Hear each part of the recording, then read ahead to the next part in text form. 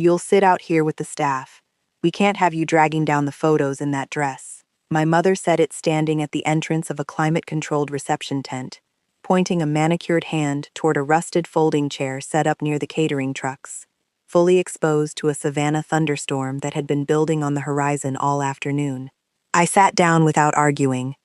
Within 20 minutes, I was soaked through, shivering, watching my sister's wedding unfold behind glass I wasn't allowed past. Nobody in that family had any idea that the man about to walk up their gravel driveway in a 20-year-old pickup truck owned the estate they were standing on, and was 3 phone calls away from ending the groom's entire career before the cake was even cut. This is silent revenge.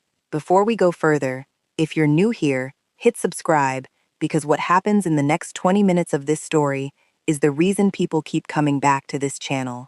I'm Adeyeze Whitcomb. I'm 31 years old, and I work as a fine art restorer, the kind of quiet, painstaking work that involves spending weeks on a single damaged canvas, repairing what other people assume is beyond saving. I want you to hold that profession in mind, because it says something about how I was raised to see myself in my own family, as something requiring correction, never quite good enough as I actually was. My parents, Walter and Diane Whitcomb, built a mid-sized real estate development firm in Savannah over 3 decades, the kind of business that measured a family's worth in square footage and zip codes. My younger sister, Camille, had followed the path they'd mapped out for both of us since childhood.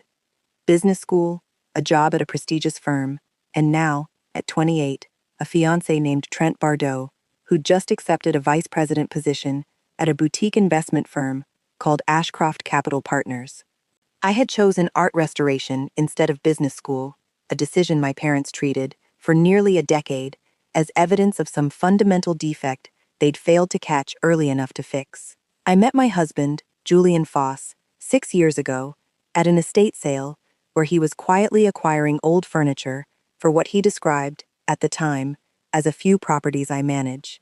He drove a battered blue pickup truck that had seen 3 decades of hard use, wore the same 3 flannel shirts in rotation, and never once, in the 2 years we dated before marrying, mentioned anything about his actual work beyond vague references to commercial real estate.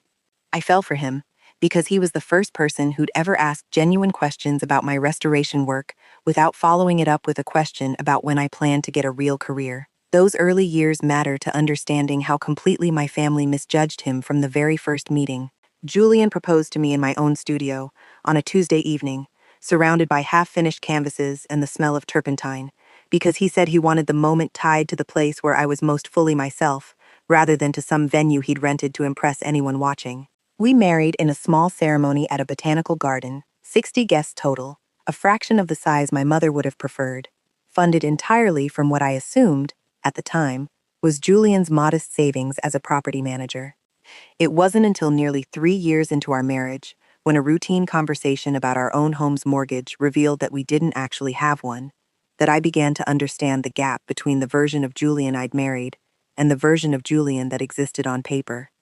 I didn't fully understand the scope of what Julian actually did until well into our marriage, and even then, only in careful, incomplete pieces.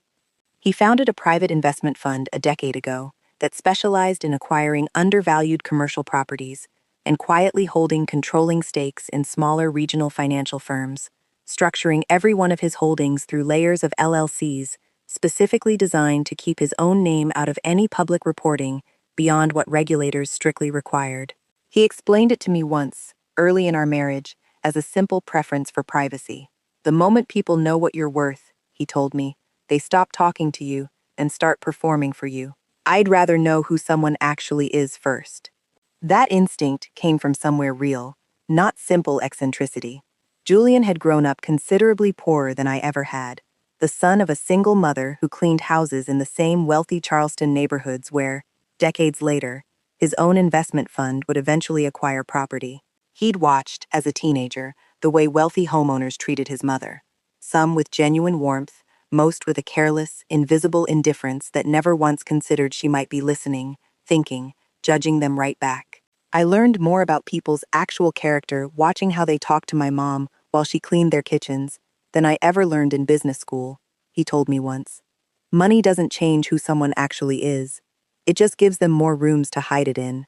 He built his entire fund, in some sense, as a controlled experiment in exactly that principle, appearing unremarkable, watching who treated him with basic decency regardless. My family had never once asked who Julian actually was. From the day I introduced him, 3 years ago, my mother took one look at his truck and his calloused hands and decided, instantly and permanently, that he was some kind of contractor or handyman, a decision she never once revisited, despite years of opportunities to ask a single clarifying question. A few specific incidents from those 3 years established the exact pattern that culminated in that folding chair. At our own wedding reception, my father had pulled Julian aside and asked, with genuine concern, whether he'd considered getting into a more stable line of work, now that he had a wife to support. A conversation Julian relayed to me afterward, with more amusement than offense. At Camille's engagement party the year before, my mother had seated Julian at a table near the kitchen entrance, apologizing that the good tables filled up fast, a slight so similar to what would eventually happen to me that I find it almost darkly funny in retrospect. And at a Whitcomb family Christmas 2 years ago, Camille had asked Julian, in front of the entire extended family, whether he'd ever considered doing something more with his life than fixing up old houses, a question Julian answered with a simple, mild, "I like the work," offering nothing further, content, it seemed, to let my family believe whatever version of him made sense to them. I asked him once, a year or so into our marriage, why he never corrected any of it, why he let my family assume he was something considerably smaller than what he actually was. "People show you who they are when they think you have nothing to offer them," he told me. "That's useful information. I'd rather know exactly how your family treats someone they think is beneath them than watch them perform for someone they think might be useful. Real character shows up in the rooms where nobody's paying attention." I didn't fully understand what he meant until that folding chair made it impossible not to. Camille's wedding was held at Wren Hollow, a sprawling restored plantation estate outside Savannah that my parents had rented for the full weekend at considerable expense, eager to host the kind of event that would properly announce Camille's engagement to the city's business community. The humiliation built in stages long before that folding chair, and looking back, I can trace exactly where each one landed. I arrived early to help with setup, wearing a simple sage green dress I'd found at a small boutique downtown, modest and, I thought, appropriate for an outdoor spring wedding. My mother met me at the entrance to the reception tent with the same expression she'd worn at every major family event since I was a teenager. A quick, assessing scan, followed by visible disappointment. "That's what you're wearing?" she said. "Camille's photographer is doing wide shots of the whole tent.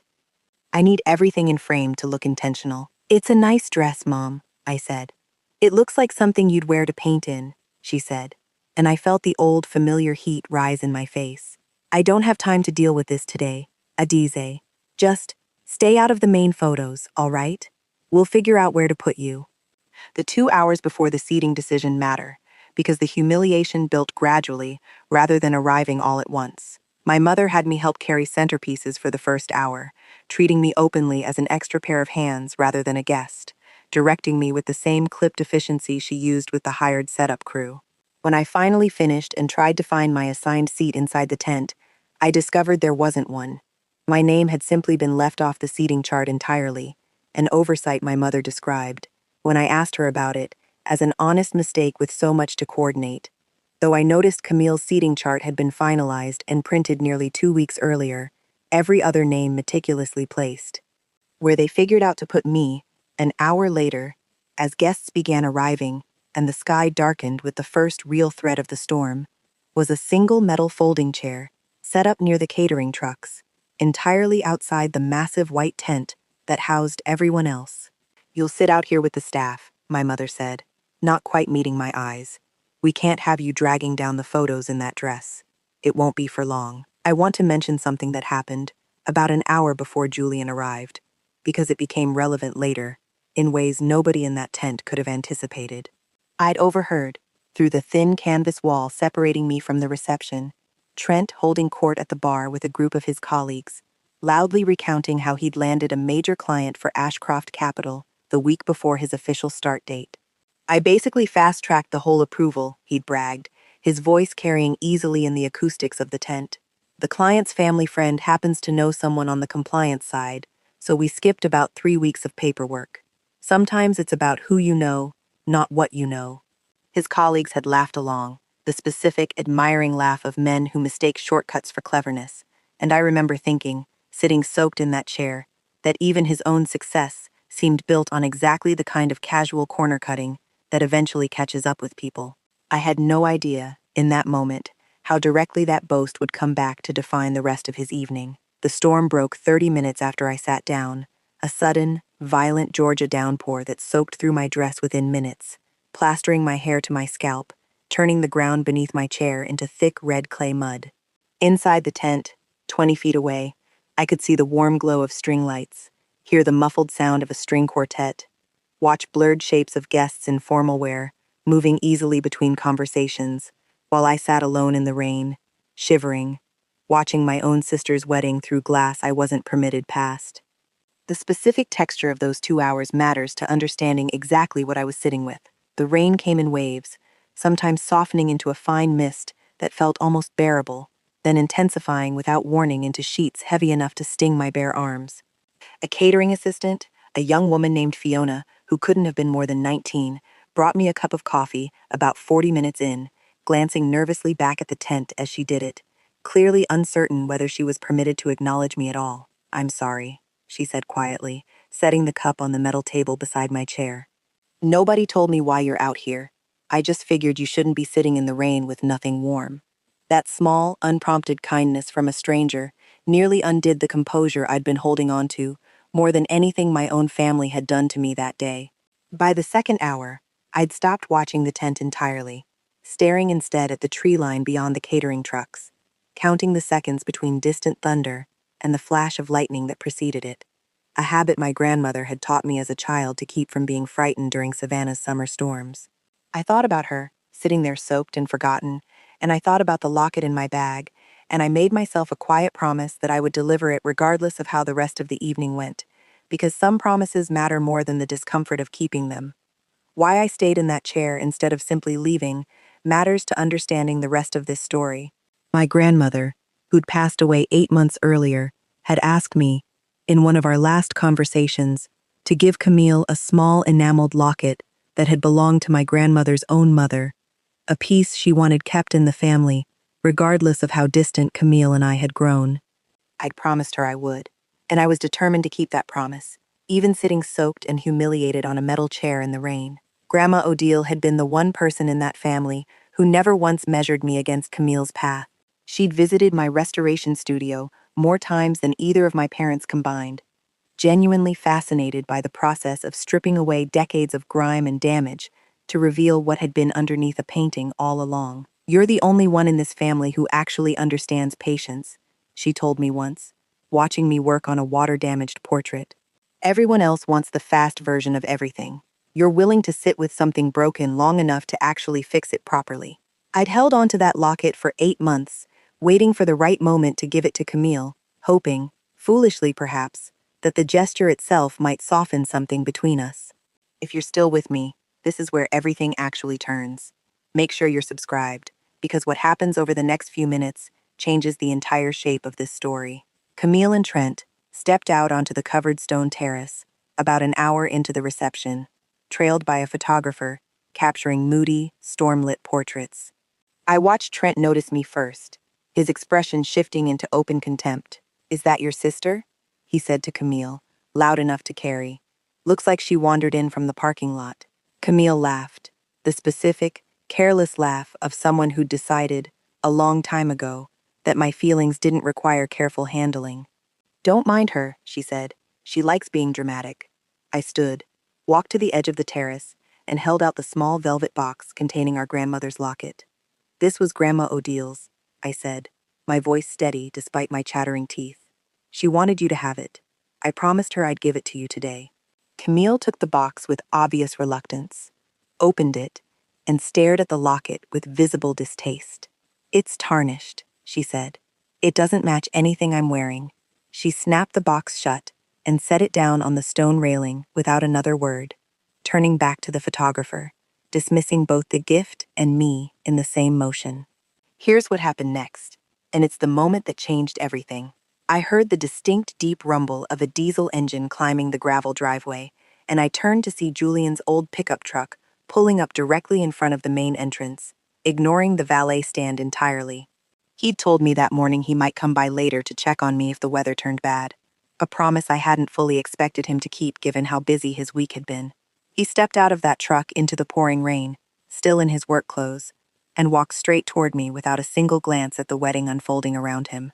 Guests inside the tent turned to watch, and I heard Trent's voice carry clearly across the terrace. "Somebody call the venue coordinator," he said, smirking. "I think the grounds crew showed up during cocktail hour." Julian didn't respond to him. He shrugged off his jacket, still warm from the truck's cab, and settled it over my shoulders, pulling me gently to my feet. "You're freezing," he said quietly. "Let's get you inside." "They won't let me in there," I told him. Julian looked toward the tent for the first time, taking in the string lights, the crowd, my mother's rigid posture near the entrance.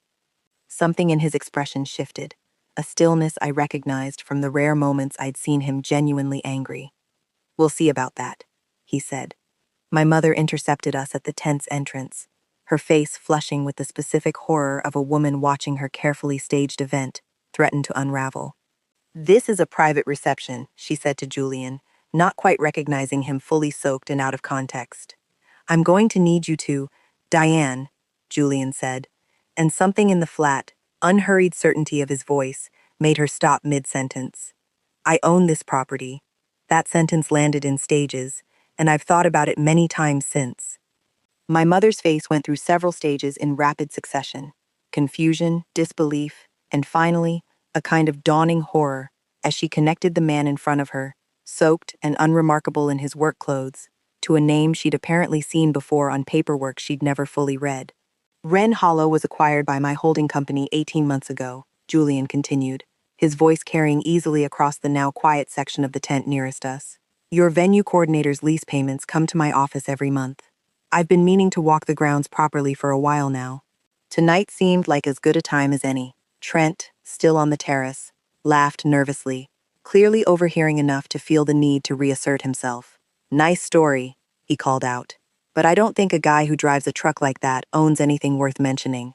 Julian turned toward him, and I watched the same stillness settle over his face that I'd only seen a handful of times in 6 years of marriage. "Trent Bardot," he said. "Ashcroft Capital, Vice President, effective this week." Trent's confident smile faltered slightly. "How do you know that?" "Because I hold controlling interest in Ashcroft Capital's parent fund," Julian said. "I approved your hire personally, 3 weeks ago, on the recommendation of a managing director who described you as sharp and ambitious. I'm reconsidering that assessment right now, watching how you treat people who can't do anything for you."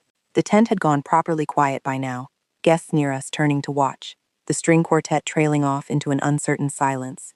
My father, Walter, pushed forward through the gathering crowd, his face a mask of confused authority. "Now wait just a minute," he said.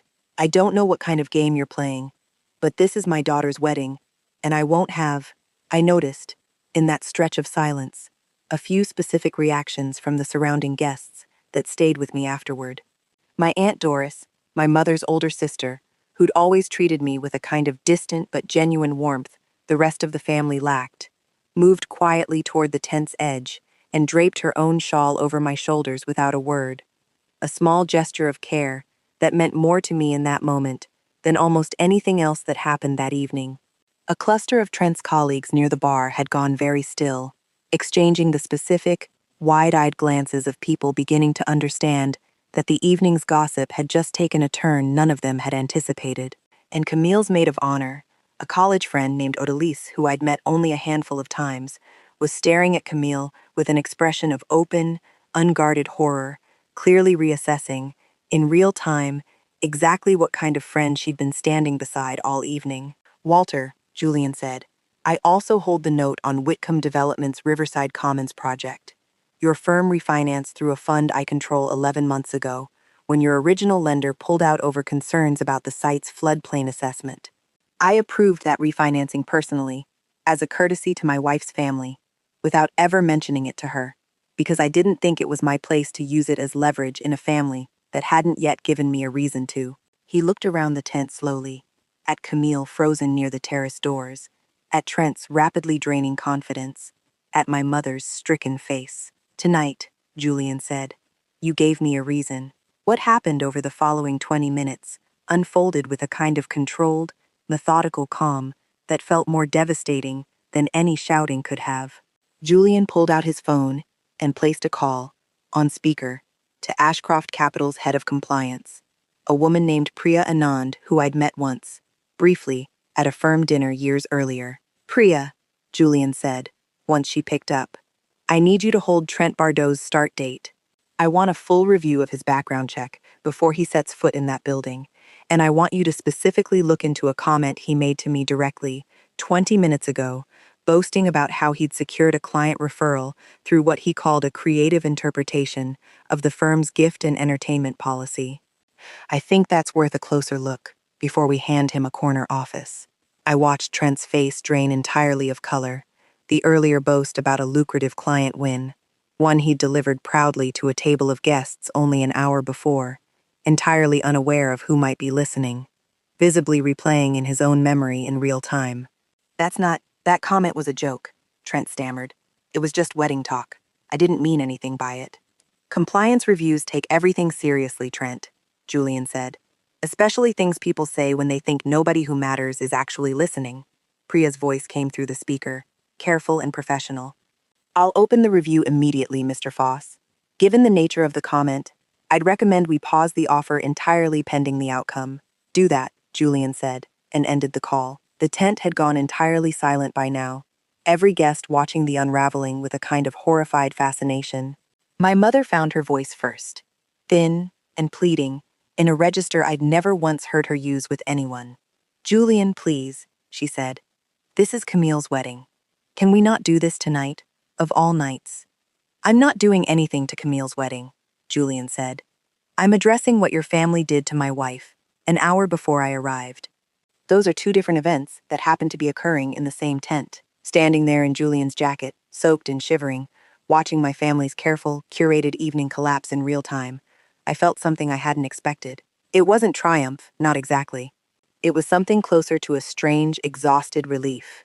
The specific relief of watching a truth I'd carried alone for years finally become visible to everyone in the room at once. Camille approached me then, her wedding dress trailing through the mud at the tent's edge, her earlier contempt replaced by something closer to panic. "Adizi, please," she said. "Tell him to stop. This is my wedding day." "You had a chance to treat me like family 2 hours ago," I told her. "You chose to sit me in the rain instead. I don't control what Julian does with his own business, Camille. I never have." Trent, recovering some of his composure, turned to my father. "Walter, you need to fix this," he said. "This is your family. Talk to him." My father, ashen-faced, turned to Julian one final time. "Son," he said, his voice carrying none of its earlier authority, "we didn't know who you were. If we'd known, that's exactly the problem, Walter," Julian said quietly. "You decided who I was, based on a truck and a pair of work boots, and you treated my wife accordingly for 3 years, right alongside how you decided who she was, based on a career choice you never bothered to understand. I don't need you to know who I am, to treat someone with basic decency. Neither did you." He turned to me, offering his hand. "Let's go home," he said. "You're freezing, and I don't think there's anything left here worth staying for." The drive home mattered to me, in its own quiet way, more than anything that happened in that tent. Julian didn't take me to the waiting car service the venue had arranged for guests. He walked me to his own battered truck, the same one that had prompted Trent's earlier sneer, and helped me climb into the cab, wrapping a spare blanket he kept behind the seat around my shoulders. We didn't speak for the first several miles, the wipers beating a steady rhythm against the windshield, the adrenaline of the evening slowly draining out of both of us. "I should have told you sooner," he said finally, his eyes fixed on the road. "Not the specifics. Those never mattered to what we have. But I should have told you I suspected, for a while now, how your family actually treated you when I wasn't in the room. I let myself believe it was better than it was, because it was easier than confronting it. You couldn't have known everything," I told him. "I didn't always tell you everything either." "No," he agreed. "But I think some part of me chose not to look too closely, because looking closely would have meant deciding what to do about it a lot sooner than tonight." He reached over and took my hand, still cold from the rain. That's on me. I'm sorry it took a folding chair and a thunderstorm for me to finally act on what I already half knew. If you've made it this far, please hit subscribe. What happened to this family in the months afterward is honestly the part of this story people ask me about most. What actually happened in the weeks and months that followed wasn't quite as clean as that single devastating evening might suggest.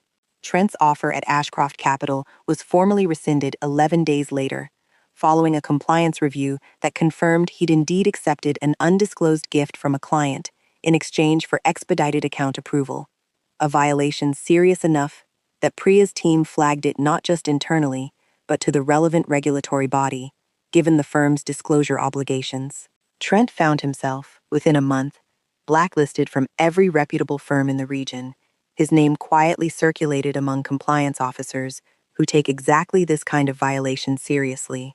I want to mention Priya briefly, because her role in this story mattered beyond that single phone call. She'd worked with Julian for nearly 6 years by the time of the wedding, initially hired to build out Ashcroft's compliance function after a previous, considerably less careful director had let several ethics violations slide during an earlier hiring cycle. Julian trusted her precisely because she'd never once softened a finding to protect someone politically connected, and I understood, watching her handle Trent's review with the same unflinching thoroughness she brought to every case, exactly why he'd built his entire compliance culture around people like her, rather than people who simply told him what he wanted to hear. Camille and Trent's marriage didn't survive the fallout. I heard, secondhand through my mother, that Trent had grown increasingly bitter and erratic as his career prospects collapsed, and that Camille, faced with the reality of a husband whose entire identity had been built around a status that evaporated within weeks, filed for divorce 4 months after the wedding. I didn't reach out to her during that period, and she didn't reach out to me, though I understand she's since moved to Charlotte to start over somewhere nobody knew the details of what happened. Camille did call me once, about 7 months after the wedding, and that conversation surprised me more than I expected. She'd clearly been drinking, her voice unsteady, and she told me, in fragments, that she'd spent the months since the divorce replaying that evening obsessively, understanding only in hindsight how completely she'd absorbed the family's entire value system without ever once questioning it. I looked at you sitting in that chair, she said, and some part of me knew it was wrong. I just didn't want to be the one who said something, because saying something would have meant admitting the whole way we'd been raised was broken. I told her I appreciated her calling, though I didn't offer the easy forgiveness I think she was hoping for. Some things take longer than a single tearful phone call to actually repair, if they can be repaired at all. My parents' situation resolved differently, and Julian handled it with more restraint than I expected, given everything. He didn't call in the Riverside Commons note the way he could have.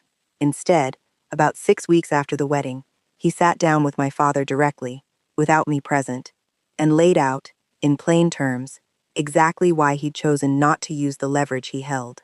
"I'm not interested in destroying your business," he told my father, a conversation my father relayed to me later, still visibly shaken. "I'm interested in you understanding that the way you treated your own daughter for years has real, tangible consequences, even when you can't see them coming. Consider this a warning. You got to survive." I learned more about the actual mechanics of that Riverside Commons refinancing later, through a conversation with Julian rather than through my father, and it's worth including because it shows something about how carefully Julian had actually been protecting my family long before that wedding, without ever once telling me. The original lender had pulled out of the project over legitimate concerns about floodplain risk, a decision that would have left my father's firm exposed to nearly $4 million in unfinished construction debt with no clear path to completion. Julian's fund had stepped in, not because anyone asked him to on my behalf, but because his own risk team had independently flagged the project as a sound investment, despite the floodplain concerns, structured with mitigation measures the original lender hadn't been willing to underwrite. He'd approved it, he told me, months before that wedding, without ever mentioning it to me, because he considered it an ordinary business decision rather than a favor owed to anyone. "I wasn't protecting your father out of loyalty to the family," he said. "I was protecting a viable project that happened to belong to your father. Those were two separate facts that happened to overlap." I want to mention one more detail from that evening, because it added a strange, quiet coda to everything else that happened. The venue's coordinator, A nervous woman named Charlotte, who'd been managing the event logistics all day, approached Julian about 20 minutes after the confrontation began. Visibly terrified she was about to lose the largest contract of her career. Julian, to his credit, took a moment away from the unfolding chaos to reassure her directly. "None of this is about you or your work," he told her. "Wren Hollow's lease with your firm isn't changing. You've done everything right today." I watched something in her posture loosen with relief, and I understood, in that small aside, something important about how Julian actually operated. His willingness to hold my family accountable never once extended to punishing people who had no part in what they'd done. My relationship with my parents remains genuinely strained, nearly a year later. My mother has reached out a handful of times, careful, uncertain conversations that never quite acknowledge the full weight of that folding chair in the rain, though she did, in one call, admit that she'd spent years measuring my worth by a career she'd never once tried to understand, and that watching Julian's actual standing in the room had forced her to confront how flimsy that entire measuring system had always been. My father has said considerably less, though he did, notably, formally document Julian's refinancing terms properly for the first time, a small, bureaucratic gesture that felt, in its own quiet way, like the closest thing to an apology he was capable of offering. My Aunt Doris, by contrast, has become someone I speak with regularly for the first time in years. She called me the week after the wedding, furious on my behalf, in a way I hadn't quite expected, from someone who'd always kept a polite, careful distance from family conflict. "I should have said something years ago," she told me. "I watched your mother treat you like an afterthought at every single gathering since you were a teenager, and I told myself it wasn't my place to interfere. I think I was wrong about that. We have dinner now, most months, and she's become, in a strange way, more genuinely present in my life than my own parents have managed to be in the year since." I also want to mention Fiona, the young catering assistant who'd quietly brought me coffee during the worst of the rain, because I tracked her down about 2 months later, through the venue coordinator, to thank her properly. I found out she was working her way through a culinary program at a community college, taking catering shifts to cover tuition, and Julian and I ended up, almost accidentally, becoming informal sponsors of sorts, covering the remainder of her program costs, a gesture she initially tried to refuse, until I explained that her small, unprompted kindness that evening had meant more to me than she could possibly have understood standing there in the rain. Fiona graduated from her program 6 weeks ago, and she sent me a photograph from the small ceremony, beaming in her chef's whites, a note attached that read simply, "You were the first person who ever made me feel like being kind to a stranger actually mattered." I keep that photograph pinned above my studio desk now, a quiet reminder that the truest measure of that entire evening wasn't Julian's wealth or the consequences that fell on Trent and my family, but the single, ordinary act of decency a teenage stranger offered me when nobody else in that tent thought to. I think about that folding chair often, sitting alone in the rain, while my family celebrated 20 feet away behind glass I wasn't allowed past. What strikes me most, looking back, is that I never once needed Julian to reveal himself for my own sense of worth to matter. I'd already built a career and a marriage I was genuinely proud of, entirely outside my family's approval. What his arrival that evening actually did was simply make visible, all at once, a truth that had been sitting quietly in plain sight for years, that the family measuring my worth by a career choice and a dress had never once bothered to actually look closely at anything that mattered. I've thought a great deal, in the months since, about the version of myself who sat in that chair, soaked and shivering, still clutching a promise to a grandmother who'd never once needed me to prove anything to be loved unconditionally. I think about how easy it would have been to simply leave, to abandon the locket and the promise, and drive home before the humiliation went any further. I'm glad I didn't, not because staying led to the dramatic reveal that followed, but because keeping that promise, regardless of what my family did with it, was something I did entirely for myself and for Grandma Odile memory, independent of any vindication that happened to follow. There's a version of this story, I think, where Julian never arrives at all, where the storm passes and I simply go home soaked and humiliated, having kept my promise to a grandmother who wasn't there to see it kept. I've sat with that version more than once, because I think it matters to understand that my own sense of what I was worth was never actually contingent on Julian's fortune or on the spectacle that followed. I would have kept that promise regardless, sat in that rain regardless, because some commitments are worth honoring, whether or not anyone with power ever shows up to make the room finally listen. What Julian's arrival changed wasn't my worth. It simply changed whether my family was ever forced to see it clearly. My restoration business has grown considerably in the year since, partly through the ordinary momentum of good work and referrals, and partly, I'll admit, because a few of Julian's own business contacts began sending commissions my way, once word of that evening quietly circulated through certain circles in Savannah. Not out of pity, but out of a genuine, if belated, curiosity about the woman my family had so thoroughly underestimated. I've restored 2 pieces for the Telfair Museum in the past 8 months, work I'm prouder of than almost anything else I've accomplished professionally. The first of those museum pieces mattered to me in a way that connected back, unexpectedly, to everything that happened that evening. It was a badly water-damaged 19th century portrait of a woman whose name had been lost to the museum's own records, discovered in a flooded storage annex years earlier and shelved as beyond reasonable repair. I spent 11 weeks on that painting, working in careful, patient layers to recover a face that had been nearly erased by water and time. And I remember thinking, more than once during that process, about my own family's habit of deciding something was ruined or worthless the moment it looked inconvenient, without ever once doing the slow, careful work of actually looking closely enough to see what remained underneath.